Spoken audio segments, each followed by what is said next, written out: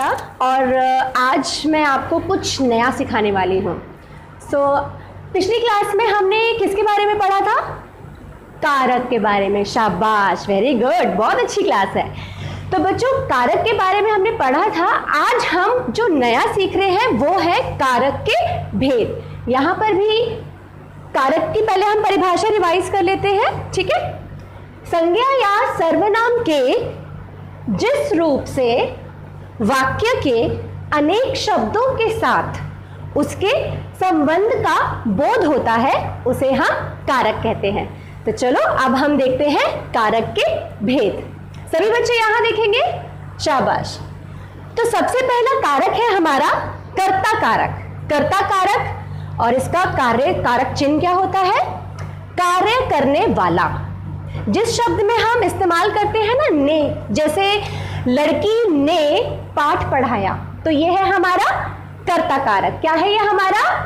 कर्ता कारक, शाबाश। दूसरा कारक है हमारा कर्म कारक। कर्म कारक पे क्या होता है? जिस पर कार्य का प्रभाव होता है। जैसे कृष्ण ने कंस को मारा, ये हमारा है कर्म कारक, जिसमें हम को शब्द का इस्तेमाल कर रहे हैं। तीसरा कारक है हमारा करण कारक, जिसमें आता है कार्य करने का साधन से या के द्वारा। एग्जाम्पल, उदाहरण देख लेते हैं। वह कलम से लिखता है, जैसे आप सभी लिखते हैं ना, कलम से लिखते हैं, तो जो से है वो करण कारक है।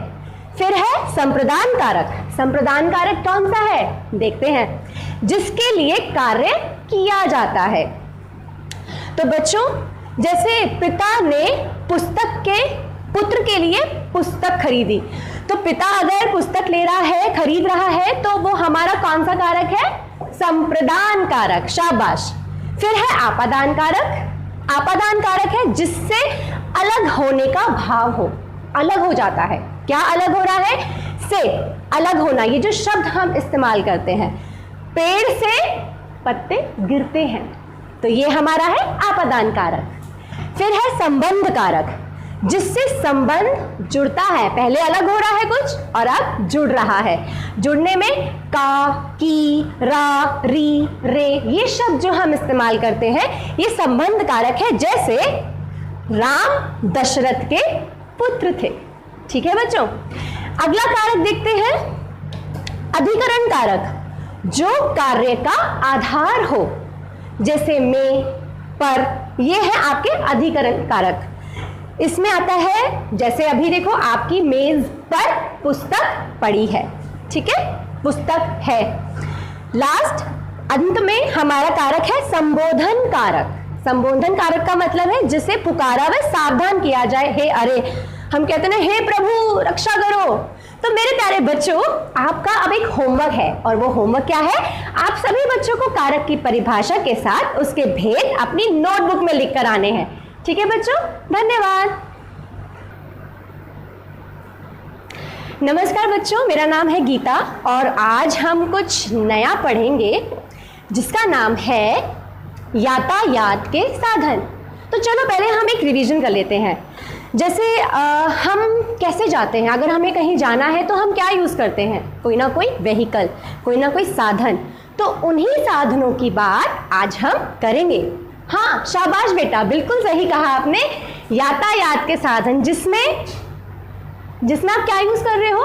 कभी गाड़ी यूज़ करते हो, कभी साइकिल, कभी कुछ, राइट। तो आज हम देखते हैं कि ये कौन कौन से साधन हैं।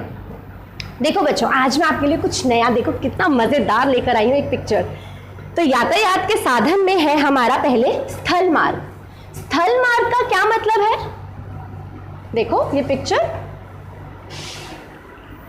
पिक्चर क्या बता रही है? रोड, सड़क। शाबाश, वेरी गुड, बहुत अच्छा बच्चा है ये। सड़क बता रही है। सड़क यानी कि जो व्हीकल, जो साधन हमारे सड़क पर चलते हैं। सड़क पर कौन कौन से साधन चलते हैं? देखो, शाबाश, scooter, car, cycle, very good, शाबाश, ठीक है।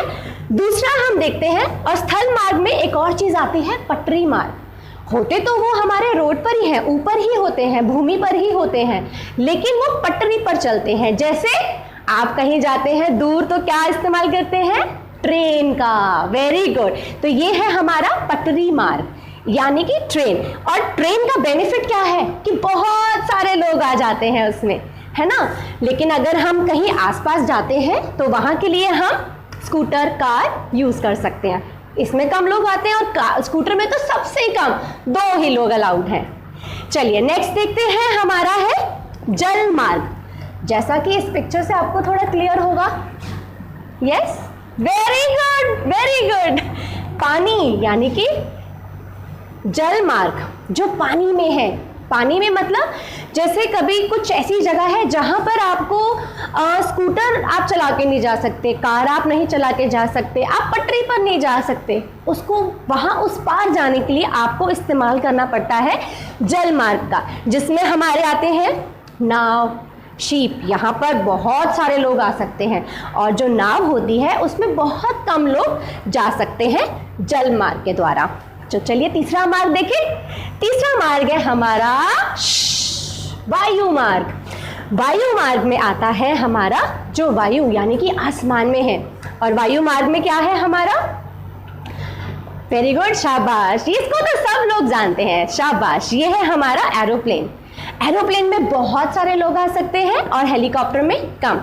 तो बच्चों, तो आज हमने जो कुछ भी सीखा है, आप सबको क्या करना है, कोशिश करनी है छोटे छोटे चित्र बनाने की, जिससे आपको और अच्छा लगे। और ये आपको होमवर्क करके आना है कि इसके यातायात के साधनों के बारे में पिक्चर लगाकर आपको लिखना है। ठीक है, थैंक यू।